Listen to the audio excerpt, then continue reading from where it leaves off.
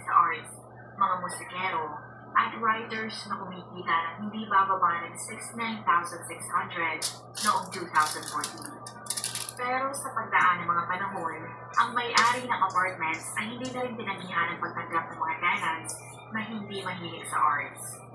Ang apartment complex ay ninarawan ng isang ligtas na lugar kung saan karaniwan mo lamang na makikita ang mga bata na naglalaro sa labas ng kanilang mga units. At para sa musmus na tulad ni Maddie, ang lugar ng tannery ay perfecto para sa kanya.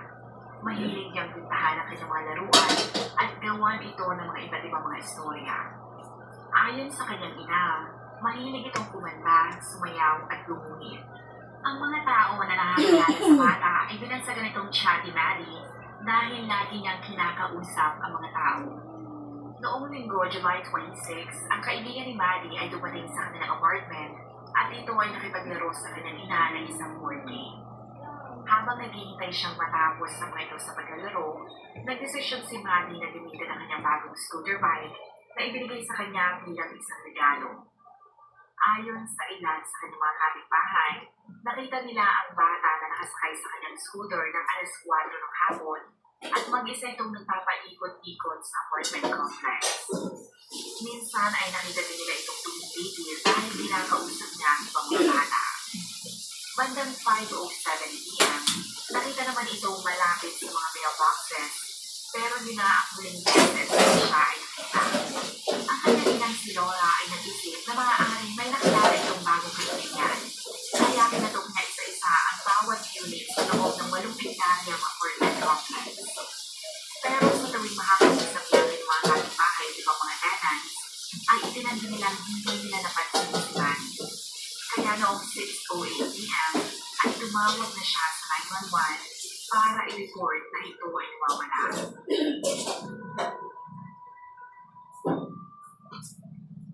Ang mga otoridad ay dumating sa lugar at sinabi ni Laura sa mga police officers na kahit ang kanyang mga anak ay confident, tinuruan niya ito na huwag gaanong lumayo o makipag-usap sa mga taong hindi niya kilala.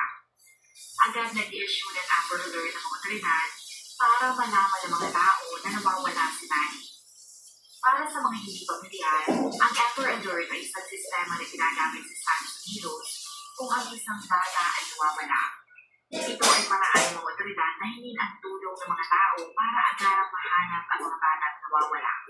Bukod sa Amber Alert ay namahagi sila ng mga missing persons flyers at kinabukasan ang Santa Cruz Police Department ay sumali na rin sa paghahanap. Sa pagtutulungan ng mga taong may malasakit mga kapulisan, nag-release ang mga ito ng litrato ni Maddie at bandang alas 11 ng umaga noong July 27, hiningi na ng mga otoridad ang tulong ng FBI na agad namang nagpadala ng 50 mga personnel na tumulong sa paghahanap. Binaybay nila ang Tannery Arts Center apartment complex patungong River Street na kalaunan ay nilawakan pa nila ang paghahanap sa kahabaan ng San Lorenzo River at mga kalapit na beach. Ang lahat ng mga tao na nag-volunteer ng mga otoridad ay sinilip din ang mga basurahan at pinabuksan din nila ang lahat ng mga sasakyan, pati garahe sa loob ng apartment complex. Pero hindi pa rin nila nakita si Maddie.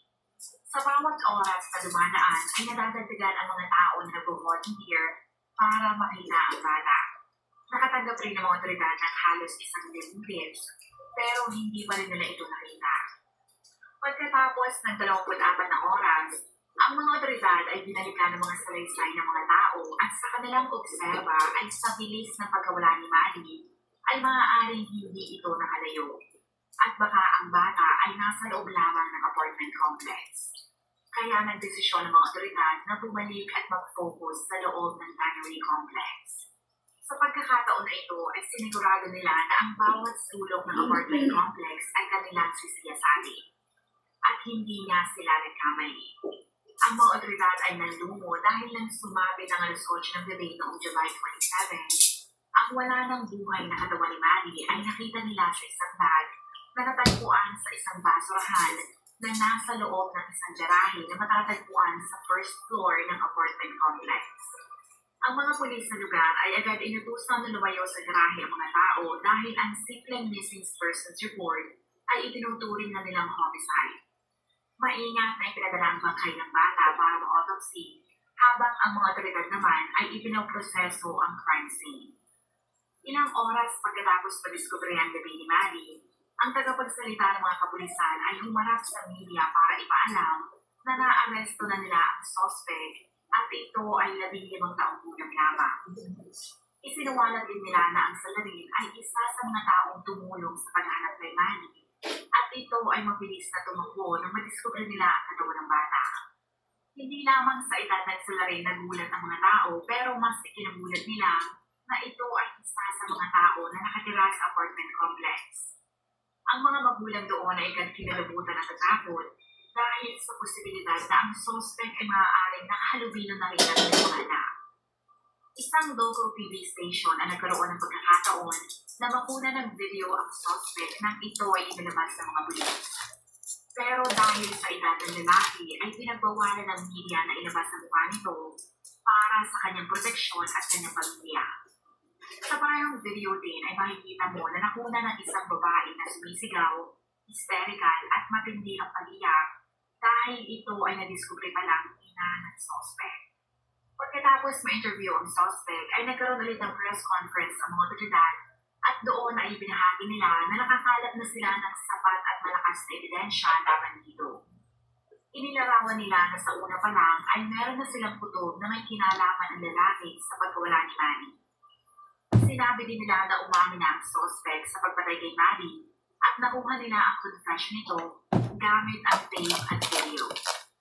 Ayon sa mismong salita ng suspect, ay hindi siya nahirapan na imbitahin ang bata sa loob ng kanyang apartment dahil magkakilala silang dalawa. Sinabi nito na inalok niya ang bata ng ice cream at habang ito ay kumukuha ng ice cream, inatake niya ang walang kamalay-malay na si Maddie habang nakatalikod. Pagkatapos siya itong maitali ay ginahasa niya ang bata at nang siya ay tapos na, ay siksyon niya ito. Nang mapansin niyang hindi na ito gumagalaw, inilagay niya ang katawan sa bag at itinapon niya sa recycle bin na parang isang basura. Pinagmasdan niya ang bag pero napagtanto niya na ito ay hindi pa pala. Kaya sinagsak niya ito ng paulit-ulit sa leeg. Nilinaw ng mga otoridad na walang ibang kasawat ang salarin at mag-isa nitong niyaya si Maddie sa loob ng kanyang apartment. Pero dahil sa edad ng suspect, hindi pa nila maibahagi ang lahat ng impormasyon sa publiko. Pagkatapos ng press conference, ang lahat ng mga residente ng apartments, maging ang mga taong nabalitaan ng nangyari kay Maddie, ay sa